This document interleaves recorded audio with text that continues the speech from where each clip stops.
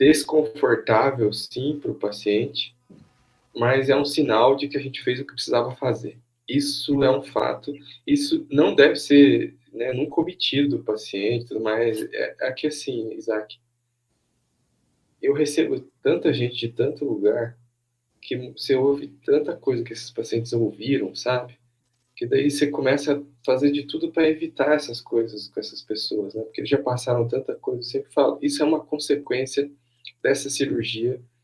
Não necessariamente você vai ficar sem sensibilidade o resto da vida, até porque provadamente, mais uma vez, independente de opiniões, ao longo do tempo o paciente começa a retomar a sensibilidade.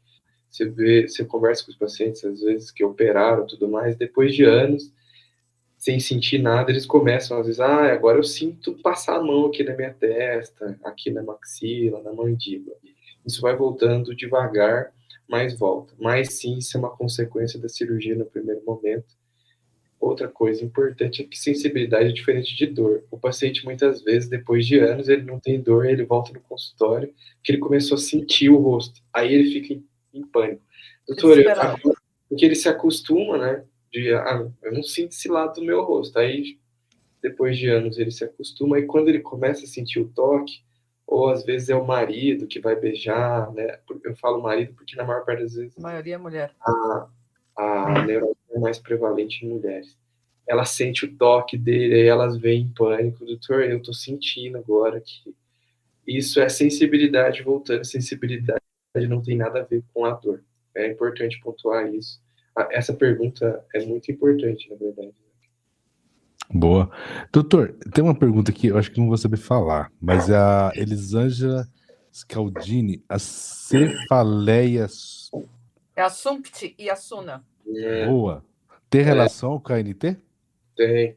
Na verdade, a relação dela, o que é isso?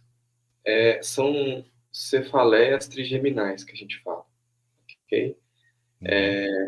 São tipos de dor. Cefaleia, para quem não sabe, é o termo médico para dor de cabeça, ok? Só para a gente falar em termos claros aqui. Existem vários tipos de cefaleias, para vocês terem uma noção. Existe uma classificação internacional de cefaleias que já está na casa das 5 centenas. Já está mais de 500 tipos de cefaleia diferentes.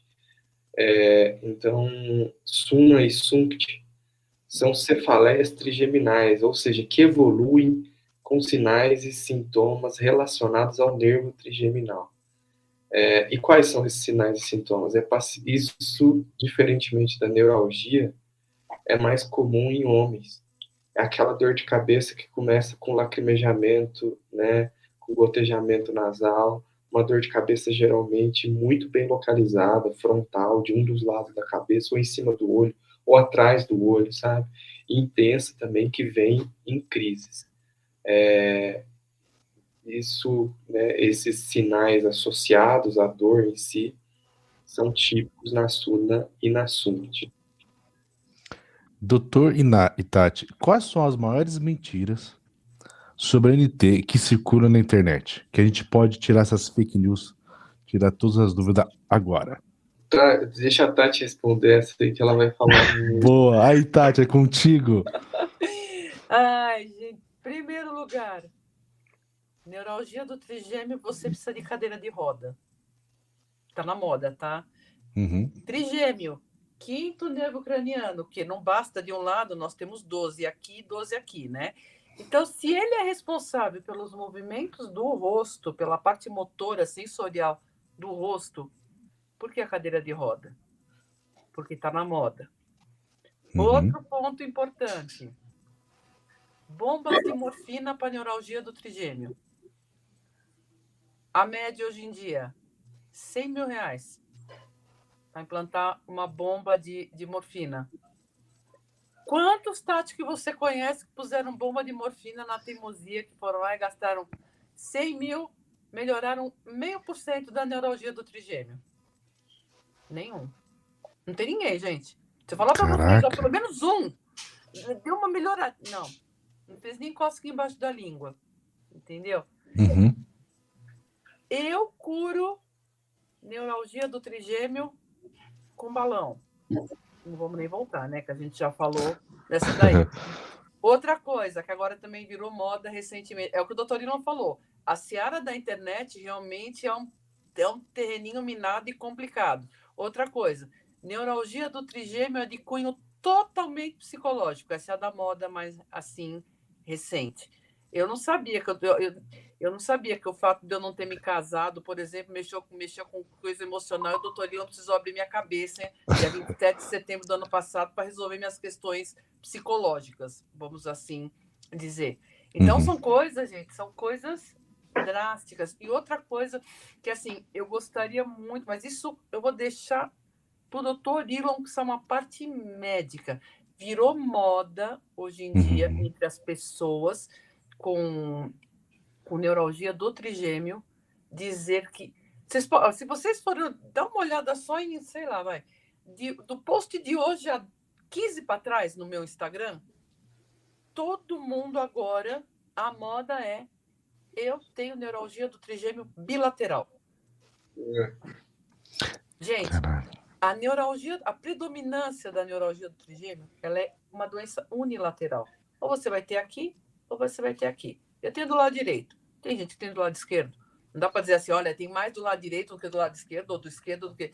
Não, entendeu? Mas agora a moda é... Vocês podem olhar lá. Eu tenho bilateral, eu tenho bilateral. O doutor Elon pode falar, porque ele vai falar como médico. Eu sou pentelha, né? Eu sou paciente.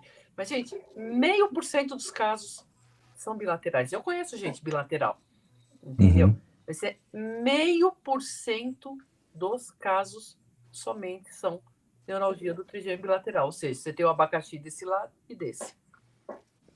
Entendi. Mas aí eu deixo pro doutor Elon. Mas só uma deixa que você está falando, tem uma, acho que é Luísa Gomes. Usar remédio veterinário, pelo amor de Deus, não usem. Tem isso também? Esse agora também é a bola da vez, entendeu? Porque as pessoas que oferecem, vamos dizer assim, vamos colocar no plural, né? Oferecem, já coloca o linkzinho ali. Então, tá nessa. É uma medicação de uso veterinário que é absurdamente proibido pela Agência Nacional de Vigilância Sanitária, mas agora é a moda, é para a neuralgia do trigêmeo. É como a questão do canabidiol. O canabidiol é legalizado, é uma coisa legalizada, mas virou uma coisa assim, Edgar Isaac, virou uma panaceia louca. Nossa, canabidiol serve da unha encravada ao câncer terminal.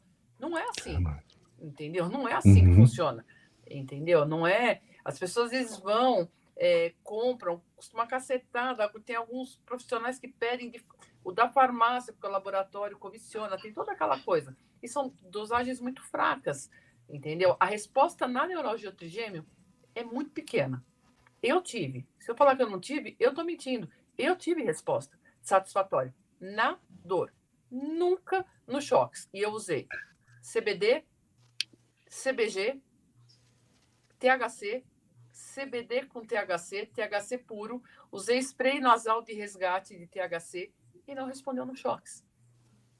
A maioria das pessoas não responde. Não estou dizendo que é uma porcaria, não é. Entendeu? Conheço pessoas que estão usando isso para Parkinson e que estão se dando muito bem. Mas tudo é aquilo. É de pessoa para pessoa. Mas é que o pessoal instituiu, vamos instituir que é uma panaceia, uma coisa louca. Serve para tudo, para todos. E não é assim. Entendeu? Não é assim que funciona. Só corrigir. Não é Luísa Gomes, é Amanda. Minha filha colocou o nome dela. Então, tá Amanda, desculpa. Com o nome dela. E até tem alguém aí, viu, o Edgar, que falou assim, Tati, depois se você puder me colocar no grupo, eu não sei se tem como deixar, por exemplo, o acesso, eu não sei se todo mundo tem, ao meu Instagram, que aí de lá eu coloco no grupo. A gente é uma famíliazinha bem, bem legalzinha, viu? Pô, que legal. Então, pessoal, e aqui no link da descrição, e como na nossa página, vai estar a página dela, como a página do doutor também. Os dois lá, para vocês quiserem ir lá também conversar com eles no particular, vai estar lá também, né, Isaac? Isso, assim que terminar a live, eu já deixo na descrição o link pro Instagram, tudo certinho. Legal. Tá bom? Então, eu gostaria muito que o doutor Lino pudesse falar essa questão do bilateral, porque realmente, hoje em dia, tá virando uma doideira. Eu não sei não sei o que está acontecendo, mas todo mundo quer ser bilateral. Só para vocês terem uma ideia, a dor é tão absurda, tão pesada, o que acontece? Às vezes a dor é tão pesada aqui que dá é como um reflexo para o lado de cá.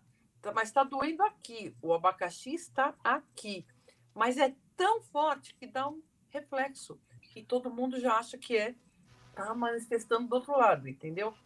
E, doutor, tem uma pergunta aqui do Paulo, achei interessante, junto com a deixa, vou deixar, que achei muito interessante. Por que o INSS ainda faz jogo duro para aposentar com neuralgia, já que é a pior dor do mundo? Não sei se tem a ver, mas depois se eu quiser falar.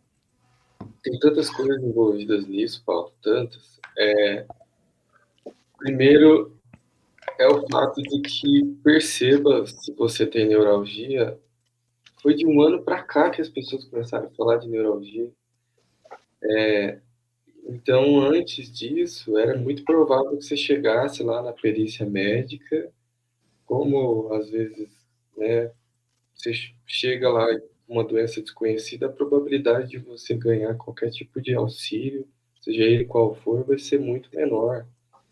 Segundo, né, perceba que o paciente, para ganhar algum auxílio lá, seja ele, mais uma vez, qual for, ele precisa estar muito bem embasado. A maior parte dos pacientes chega sem embasamento nenhum lá, com relatório muitas vezes genérico.